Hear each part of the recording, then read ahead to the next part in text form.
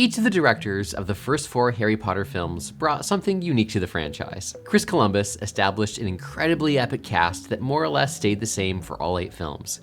He also guided the overarching visual design that resulted in a potent mixture of believability and magic. The visual choices he made are now iconic across the world. In film 3, Alfonso Cuarón showed us a darker, moodier, and arguably more cinematic version of Hogwarts that matured the world alongside the characters. And in film 4, Mike Newell stunned us with his ability to pull nuanced performances out of his cast. Harry, did you put your name in the goblet of fire?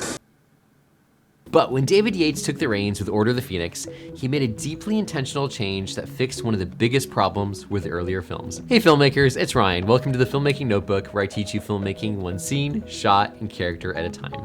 And if you're an aspiring filmmaker, at the end of this video, I'm going to transform the very way you direct your actors, or something like that. When we look back at the first 4 Harry Potter films, you'll notice something peculiar about spellcasting.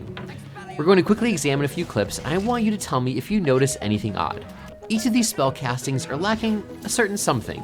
Instead of the nuance and finesse you'd expect from 1,000 years of wizard training at Hogwarts, instead we have somewhat of a hodgepodge of random wand waving and sometimes explosions. Expelliarmus! There's not rhyme nor reason to the physical method of casting spells in the early movies, other than, swish and flick. Swish and flick. We're missing something here. Across the first 4 films, there is a, dare I say, lack of magic to the wand usage. But that all changed when David Yates assumed the director's chair for Order of the Phoenix. I brought in a wand choreographer because I watched all the other movies, and what was interesting is there hasn't necessarily up until now been a kind of grammar to spells and spell making. So what I wanted to do was to introduce a kind of series of spells that everybody could use. David Yates saw the lack of finesse, structure, and cohesion in the spell casting and took intentional steps to do 2 things. The first solution was to standardize how wands were used, to give them a set of rules, a grammar, a visual language, a level of believability, that these were more than mere wooden pieces. They're tools and weapons, with established rules for thrusting, attacking, defending, and parrying. Paul Harris was brought on board to design a set of standard moves that could be applied to spellcasting.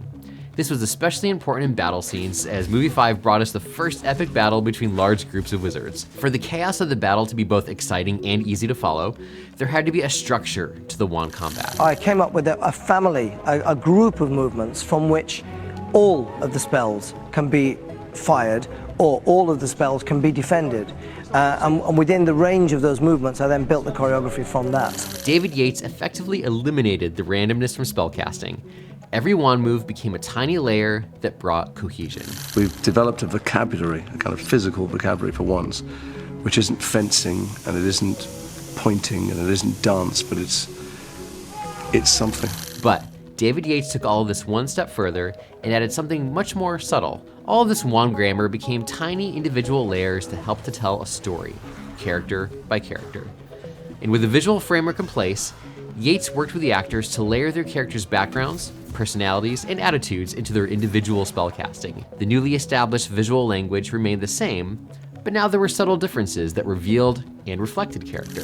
What I had to do basically was rehearse all of the actors, take them through the same process as if they'd been to wand training school, and then each of the characters adapted it for their characters, or personalized it basically, to make it their own. As Sirius Black, Gary Oldman's style reflected his rebellious nature in the years spent in Azkaban prison. His moves are intense and a bit on the wild side, but fall into rhythm as he duels alongside his godson.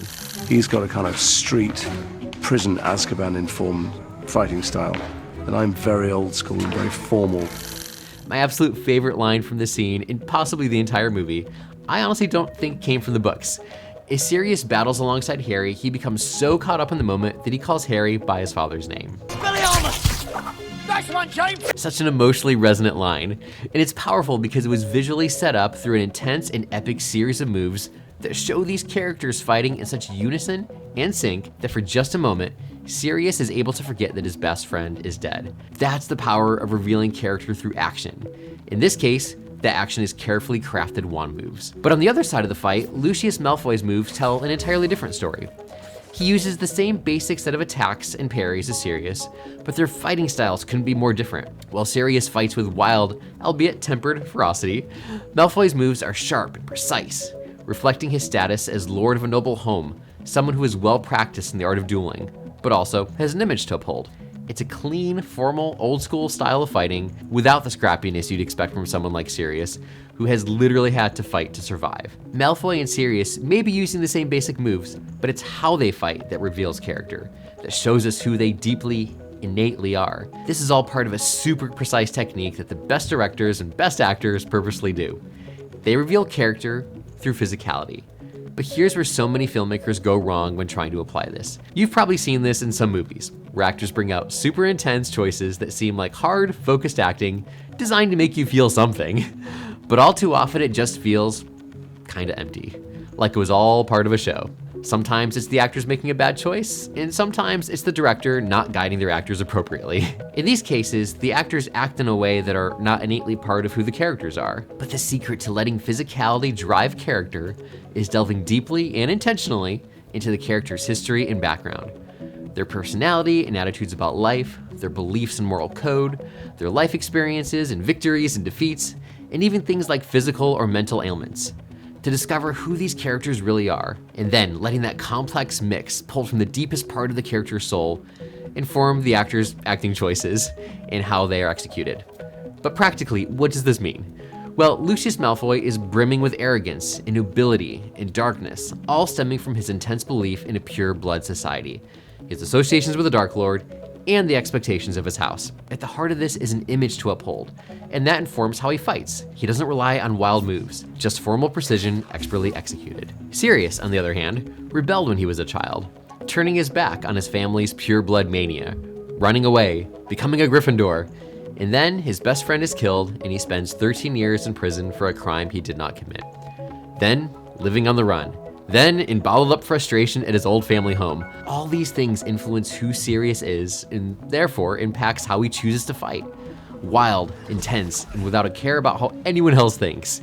The only things on his mind are defeating those who have done him wrong, and most importantly, protecting his godson. If you're an aspiring filmmaker, try using techniques like this when directing your actors. The other super fun secret about this is that this technique is incredibly fun to work out with your cast. Okay, I have a really weird favor to ask you. This is gonna be a weird pivot, but bear with me.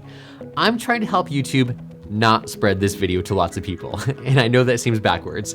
But what I'm trying to do here is create a community of people who love learning about filmmaking and maybe even have a long hidden dream of creating their own movies. But the danger with a filmmaking channel like this is that YouTube will inherently push this to people who like movies. And that's totally fine, but I'm looking for people who love movies and perhaps want to make movies. So, would you be willing to comment filmmaker below? This will help YouTube direct this video to people who want to learn filmmaking, which is the whole intention of this channel. I truly appreciate it more than you know. And until next time, as always, get offline and go create something epic.